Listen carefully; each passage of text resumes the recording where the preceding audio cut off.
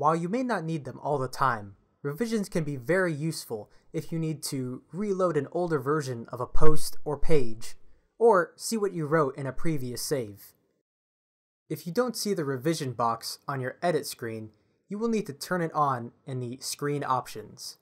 By default, it will be located under your content editor, but this can be moved to wherever you wish. Regardless of whether or not you have the revision box on your page, any past changes you have made to your content will be seen here.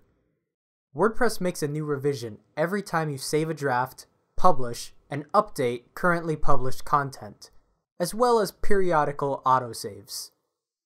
Clicking any of your past saves will bring you to the revision comparison page. Alternatively, you can click Browse next to Revisions in your Publish box. Use the Previous and Next buttons to navigate your revisions, as well as dragging the slider through the timeline.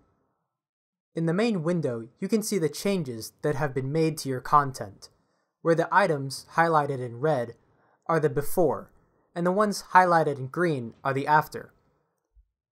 Clicking Restore this revision will restore the content highlighted in green.